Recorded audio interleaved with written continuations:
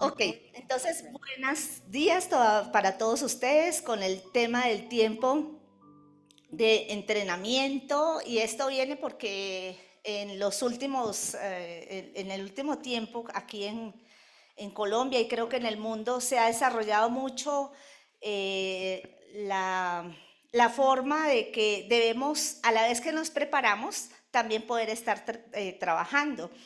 Y esto nos habla acerca de un tiempo antes de poder trabajar.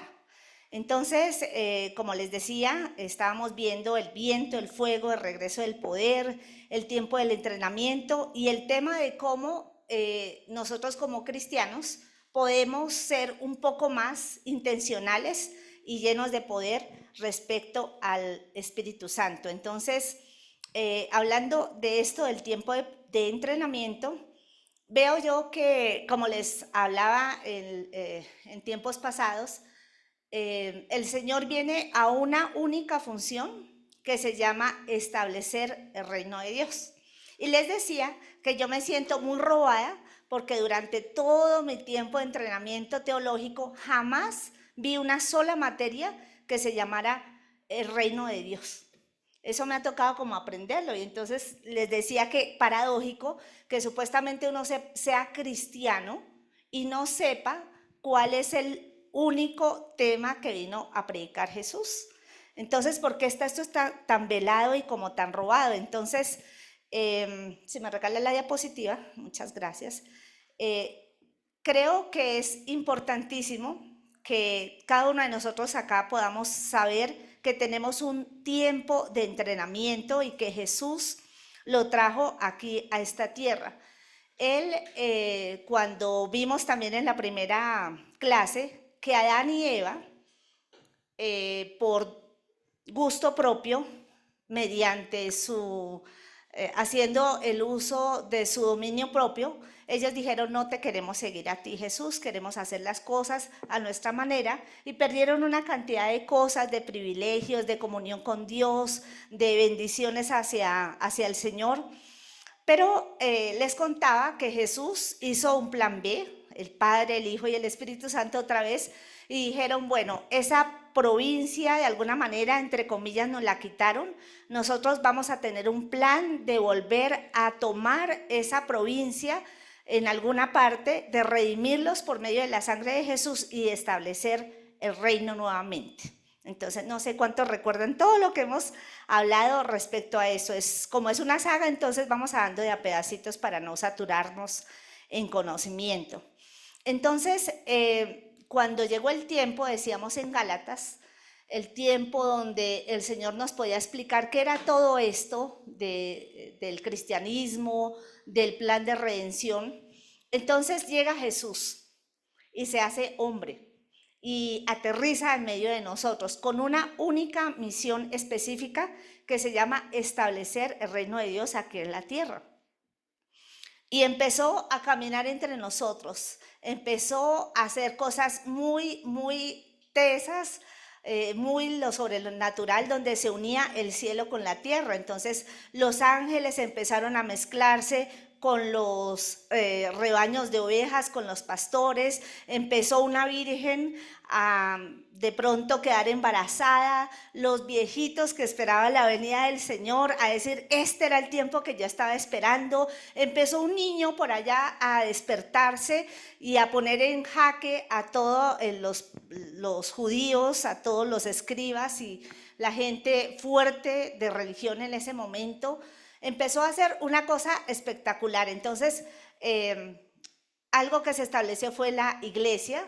Jesús empezó poco a poco a establecer la iglesia y empezamos a ver palabritas muy importantes como esta que se llama apóstol. No sé para usted qué es un apóstol, pero para mí es un viejito con una falda larga, así como medio santo, paliducho, no sé. Hay muchas cosas que uno dice, bueno, ¿qué es el apóstol? El apóstol Pablo, el apóstol Pedro, el apóstol... Pero realmente esa palabra venía de la parte romana, de la parte griega, y significaba precisamente esto que les estoy explicando. Era algo así como un embajador que entraba a la nueva provincia. Ahí dice que viene del latín apostolus, que a su vez se deriva del griego, bueno, todo eso, y que significa enviado o mensajero, y su función era establecer la constitución, la lengua, la cultura y la nueva provincia conquistada por medio de ese reino nuevo. Entonces ahí llega Jesús. En esa parte quiero que nos sintonicemos por favor hoy. Llega Jesús como ese apóstol mayor. Y vamos a ir, si me regalas, Lucas, capítulo 4.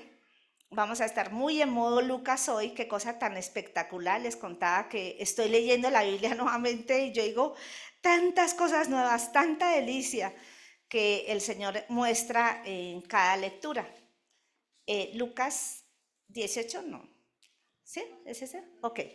4:18. Entonces llega Jesús y la primera aparición que él tiene en el templo se para, toma la Biblia del momento, que son unos rollos de la ley, y los abre y los lee. Y le sale justo esta lectura. El Espíritu del Señor está sobre mí, por cuanto me ha ungido para dar buenas nuevas a los pobres, me ha enviado a sanar a los quebrantados de corazón, a pregonar libertad a los cautivos y vista a los ciegos, a poner en libertad a los oprimidos, y sigue la lectura, es hasta el 21 más o menos. El Señor está marcando en esa sinagoga, en ese lugar judío, que Él viene a hacer esto, pero que no viene solo, que viene por medio del poder del Espíritu Santo, que le va a ayudar a levantar a los muertos, a sanar a los enfermos, a resucitar a todo lo que esté de alguna manera muerto, como lo dice ahí. Entonces Él viene con su apostolado mayor. De aquí en adelante, por eso decimos antes de Cristo y después de Cristo, cuando Él se para en ese precioso púlpito, empiezan a suceder cosas súper importantes. Pero luego, si vamos a Lucas 6, 12 y 13, Él dice, ok, esto no es para que yo lo haga solo, y entonces hace algo importantísimo, y es que dura toda la noche orando y pidiéndole al Señor. Dice que en aquellos días Él fue al monte a orar y pasó toda la noche orando a Dios. ¿Por qué? Versículo 13. Porque tenía que hacer la mega decisión de escoger a sus discípulos. Y escogió a 12 de ellos, a los cuales llamó ¿cómo? ¿Qué le iban a ayudar a hacer? Establecer la nueva provincia, establecer el reino de Dios. Entonces era algo mega, súper importante. No era al primero que se le atravesó o al primero que pensó. Entonces aquí pensamos que los apóstoles de alguna manera murieron, ellos están en el reino de los cielos, pero el Señor siguió escogiendo apóstoles. Y está escogiendo a una Angie, a un Sebastián, a una Sarita, a un Camilo. Ahora son los nuevos apóstoles, ¿sí? Bueno, algunos ya tienen hasta nombres apostólicos, por ejemplo, un Santiago, ¿cierto? ¿Quién más? Un Juan Camilo, claro. Todos tenemos esa parte, pero tenemos un llamamiento a ser esos apóstoles de parte del Señor. ¿Para qué? Capítulo 28 de Mateo dice, ustedes necesitan una misión. Y le dice a los apóstoles, cuando él ya está a punto de irse, le dice, por tanto, id y haced discípulos, escuchen, a todas las naciones. Y estamos hablando en Colombia. En esa época estaba Colombia, pero ni en los mapas, pero ni en las memorias, no existía nada del Nuevo Mundo. Pero el Señor no está hablando ahí de Colombia, está hablando de las naciones de la tierra. Bautízalos en el nombre del Padre y del Hijo y del Espíritu Santo. Dice, enséñales todas estas cosas. Es una misión hacia adelante demasiado muy grande que el Señor quiere hacer con cada uno de nosotros. ¿Y cuántos en esta mañana se sienten privilegiados de estar sentados al lado de Jesús para que puedan hacer la misión que el Señor quiso que ustedes hicieran? No parecen, solamente mi esposo dijo un amén poderoso, pero yo creo que todos estamos aquí para decir, oye Señor, yo cómo encajo dentro de semejante misión tan descomunal que tú tienes para que estemos cada uno de nosotros. Si me regala la siguiente info, muchísimas gracias. Entonces, estamos hablando de esa misión poderosa, misión grande, y creo que en mi vida personal, lo más cerquita que yo he estado a cumplir esa misión fue en el año 95, cuando fui a una casa misionera, algo así muy parecido a esto, y recuerdo que entré porque nos iban a entrenar, nos iban a discipular, éramos 9 personas solamente. Y empezaron a decirnos que, bueno, íbamos a tener una misión, yo iba a la escuela se llamaba Transcultural de Misiones, o sea, ellos se iban para todas las naciones del mundo, yo tenía compañeros que tenían la misión de ir a alcanzar al mundo árabe. Entonces, bueno, allá recibíamos instrucciones y todo el tema. Pero lo que más me llamó la atención es que hubo una modelación de carácter como Jesús. Yo me sentía tal cual como si fuera una casa donde el mismo Jesús estuviera con nosotros como diciéndonos, eso está mal, eso está bien, aquí tienes que mejorar. Y era una cosa fuertísima, ¿no? Para quitar la cultura que nosotros tenemos, en mi caso, la cultura boyacense, la cultura colombiana, la cultura del mundo, y empezar, como los apóstoles hacían, a colocar la lengua del nuevo reino, a colocar la cultura del nuevo reino y a que nosotros empezáramos a tener una metanoia, se llama eso, una metanoia es un cambio de pensamiento que yo puedo tener que me está diciendo por qué mi familia fue tan mal, por qué yo tuve todos estos quebrantamientos y cosas tan complicadas, por qué nosotros como colombianos teniendo la tierra más rica y privilegiada tenemos que pedirle por favor a los Estados Unidos y a las personas que por vía suyita nos ayuden porque no podemos solos. ¿Qué es esa mentalidad que nosotros tenemos? Entonces yo me sentía cambiando esa metanoia, esa mentalidad que nosotros teníamos. Y veía que había un compromiso muy grande, ¿no?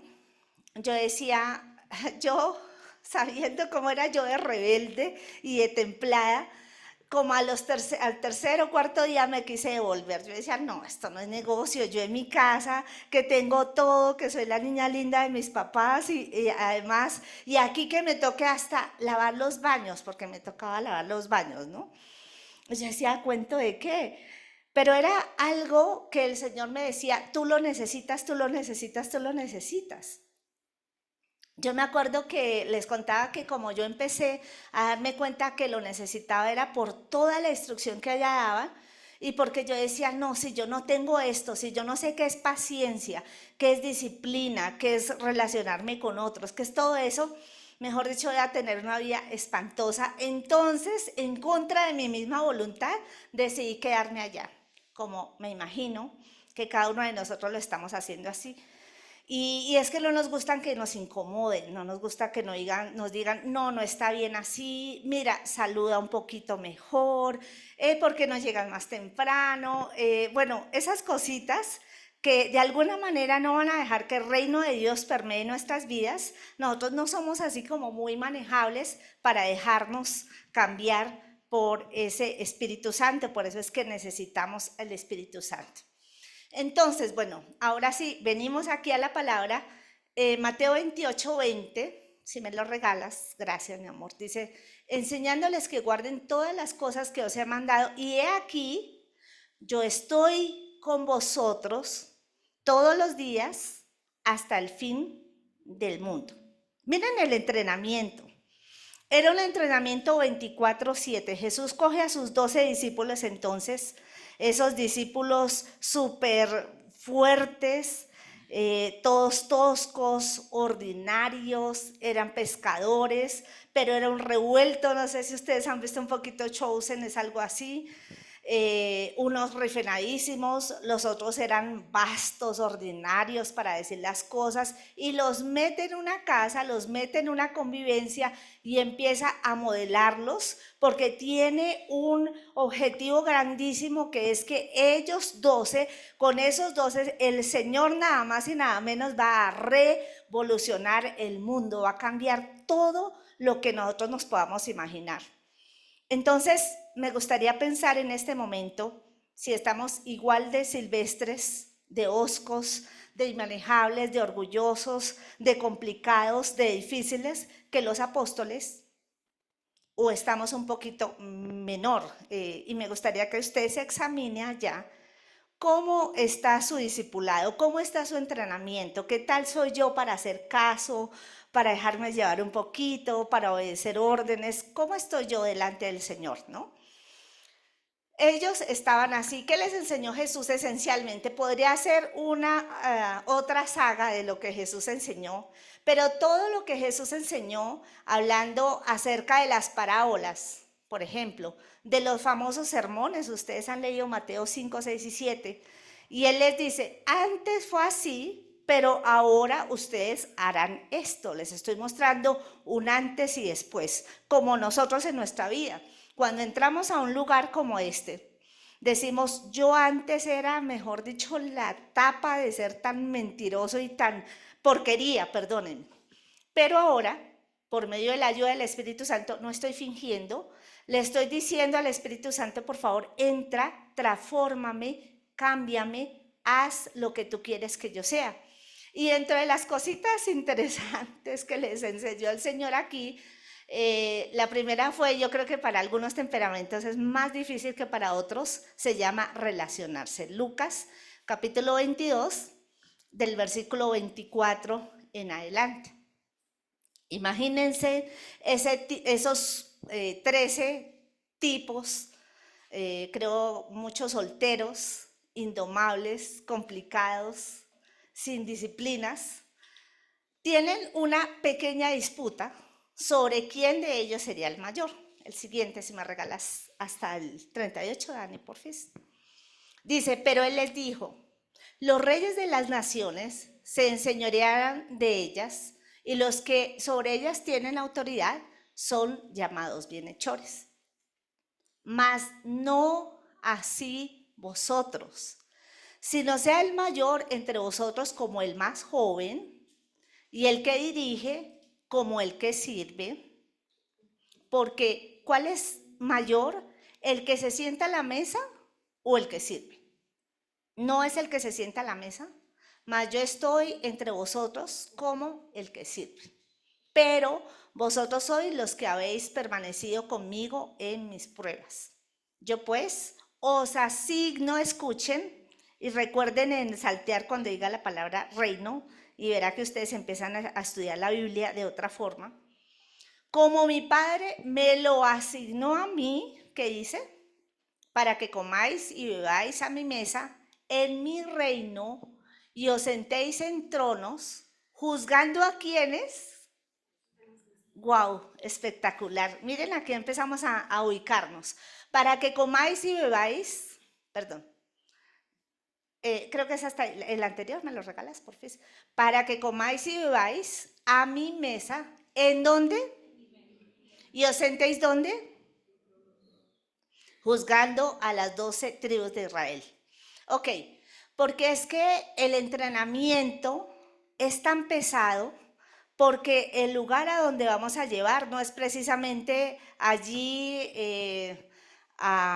no sé, a Barranquilla o a Cartagena o a un lugar de la tierra, sino que el lugar a donde vamos nosotros es el reino de los cielos.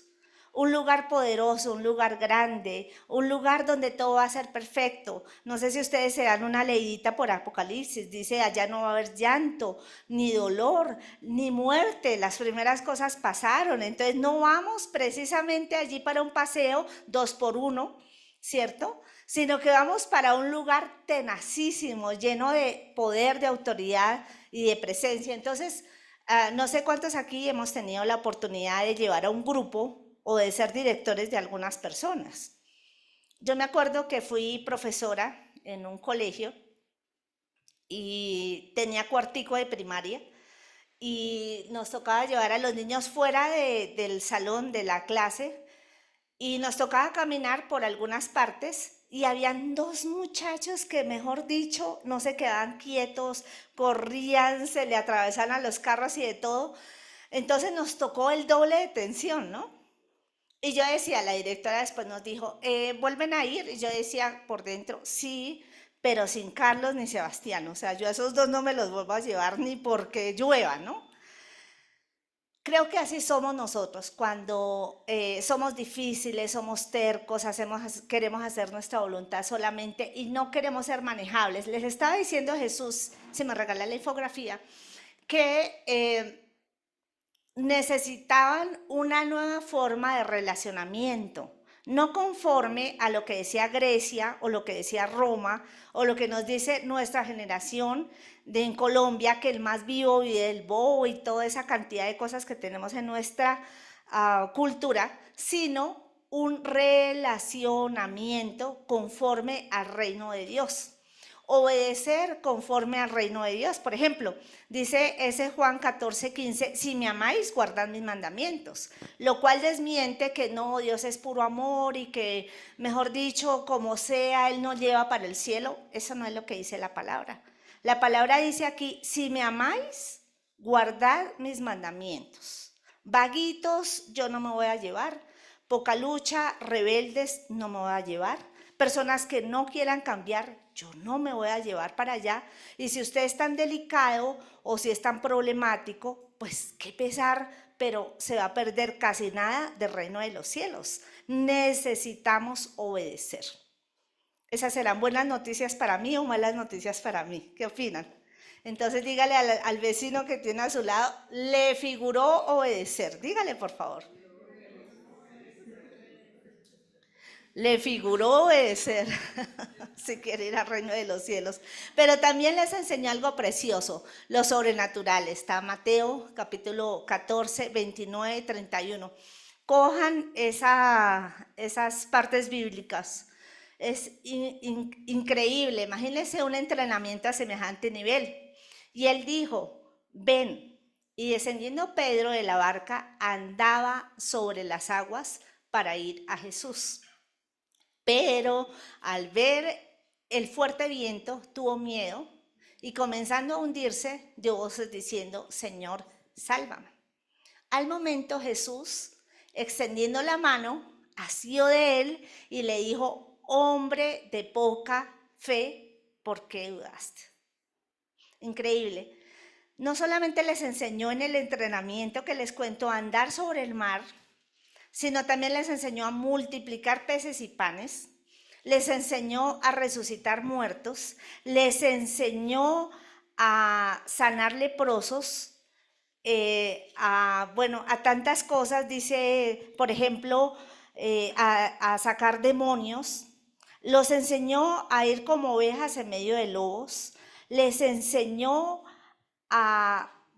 todo lo que ustedes puedan ver. Yo estoy en Lucas hasta ahora, no he podido salir de Lucas, capítulo 10, donde veo todo el entrenamiento, ese entrenamiento de Jesús.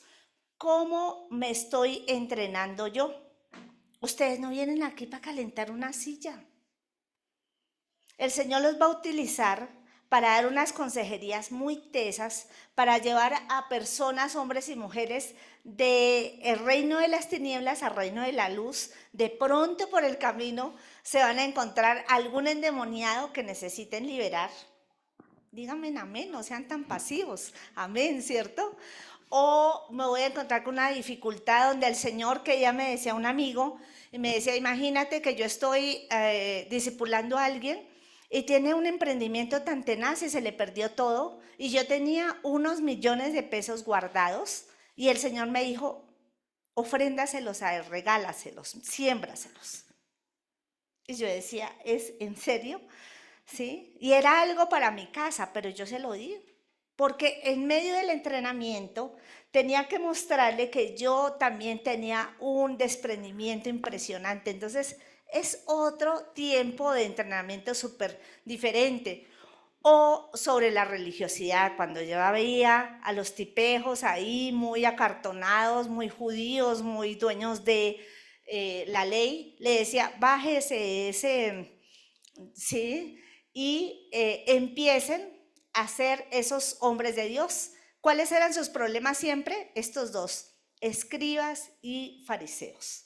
Hay algo impresionante que hay que tener muchísimo cuidado en esto del cristianismo que se llama religiosidad, porque cuando somos religiosos definitivamente lo perdemos todo. ¿Me regalas de nuevo la infografía? Responsabilidad, el Señor les enseñó la responsabilidad en todos los aspectos, en su cuidado personal, en su cuidado con otros, en pagar sus impuestos, en responder por la grey, o sea, una cosa espectacular en la responsabilidad. Y también el Señor los llevó a darse una jugadita ahí por los misterios espirituales. Mateo 17, 9, si me lo regalas, porfis. Porque todo lo que el Señor les mostró esto. Un día se fueron a orar, como acostumbraban a hacerlo, pero ese día pasó algo no muy usual, y es que de pronto se encontraron, si me regalas el 10, con dos personas que ya habían muerto y que habían resucitado en ese momento. Se encontraron con Elías y con Moisés, ¿sí? Y hay algo que le dice al Señor en el versículo anterior, mi amor, si me lo regalas, y es que no le vayan a decir nada a las personas hasta que Él resucite de los muertos. Porque hay cosas que el Señor en medio de nuestro entrenamiento nos va a decir, eso es para ti, no se lo digas a nadie. O dilo, pero más adelante, ¿no? Entonces, con todo esto, me gustaría que pensáramos en qué lugar yo voy de mi entrenamiento. ¿Usted está tomándose en serio que Jesús es su maestro y que tiene algo especial para usted? El Señor lo lleva a Pentecostés, les dice, ustedes solitos no pueden hacer eso. Humanamente uno jamás podría ser cristiano. Nosotros necesitamos la fuerza sobrenatural del Señor. Y me acuerdo tanto que cuando a mi papi le dijeron que aceptara al Señor y él empezó a darse cuenta de todo esto, él decía, uy, no, pero dejar de tomar. Si mi papá era un alcohólico empedernido. Y decía él, ¿y cómo voy a hacer negocios sin una cerveza al frente? Sin un whisky. Yo no puedo hacer negocios así. Y el Señor le dijo, déjame que yo haga negocios por ti. Y mi papá decía después, los mejores negocios que yo he hecho, las mejores cosas que yo he hecho, realmente las he hecho sin una gota de licor a mi alrededor. Entonces creo que es algo muy especial, cuando usted permite en su vida natural esa metanoia del Señor. Y yo le digo, como dice Malaquías, pruébeme ahora en esto, dice el Señor.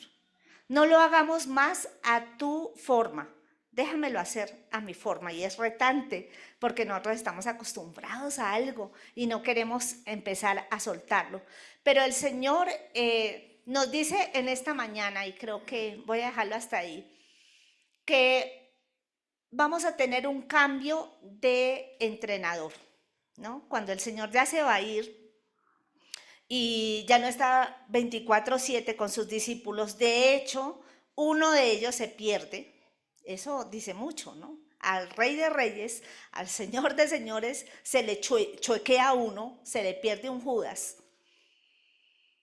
Y el Señor dice, acuérdense, en las clases pasadas vimos que hasta ese momento solo Jesús podía con 12, digámoslo así. Pero más adelante el Espíritu Santo en el Pentecostés iba a llegar generalizado, iba a llegar sobre todos, iba a poder estar con cada uno de nosotros, iba a ser mucho mayor. Por eso Jesús le dice, miren, les conviene que yo me vaya. Es más fácil para ustedes que yo me vaya. Es más ventajoso para ustedes que yo me vaya. Porque dice ahí la palabra, más el Consolador, el Espíritu Santo, a quien el Padre enviará en mi nombre, ¿qué dice? Él os enseñará, ¿qué? ¿Y qué son todas las cosas? Pues todas las cosas, todo lo que les estaba diciendo ahí hacia atrás, a relacionarse, a obedecer, a lo sobrenatural, a cero religiosidad, a la responsabilidad, a misterios espirituales, a cómo usted maneja su dinero, a cómo usted maneja sus finanzas, a cómo usted va a ser esa persona que Él va a llevar a ese reino de los cielos. Va a ser una cosa espectacular. Y dice, no solamente les va a enseñar, vaya, hay algo más, les va a recordar todo lo que yo les he dicho. Súper. ¿Qué les había dicho el Señor? Pues el sermón del monte. Les había dicho esa cantidad de parábolas, les había dicho cómo actuar en cada cosa, les había dicho una cantidad de cosas. Aquí mi Biblia está, todas las parábolas de Jesús, todas las letras de él están en rojo. Y realmente fueron demasiadas las cosas que Jesús habló. Dice que el Espíritu Santo va a llegar como el nuevo entrenador, como el nuevo gobernador, para entrenarlos a que sean fuera de lo normal y les va a enseñar todas esas cosas. Pero Él necesita una cosa suya, necesita su permiso. Siendo Dios, el Rey de Reyes, el Señor de Señores, el que nos creó, el que nos hizo, el que nos formó, el que hizo los mares, los océanos, lo que vemos y lo que no vemos, es tan ventajoso, pero también es tan de doble filo, que no va a hacer nada si usted no se lo permite.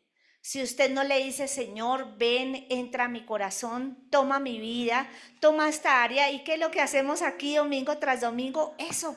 Decirle, esta área todavía no se la he entregado al Señor, esto me falta todavía, esto necesito que vaya para adelante. Y yo creo que hoy es una muy buena oportunidad para que el Señor también empiece a hacer cosas nuevas y grandes en medio de nuestras vidas. No sé si ustedes me quieren acompañar en una oración, porque yo creo que necesito mucho más del Señor en relacionarme. Me decía una pastora muy querida estos días, Lía, creo que este tiempo donde el Señor ya viene, estamos tan cerca de la venida del Señor, no es para sentirnos ni para resentirnos, no es para vivir tan mediocremente, no es para que no la demos toda. Yo creo que necesitamos darla toda, necesitamos urgente correr a esa roca que es más grande que nosotros. Y creo que mientras escuchamos una linda canción por aquí que prepararon unos jóvenes y me alegraba tanto, tanto escuchar anoche a Camilo, a Dani y a Alejita, porque mientras todos los chinos están afuera perdiéndose, terrible, en una sodomía espantosa, en un alcoholismo, pero mejor dicho, ellos estaban aquí dándole esta canción.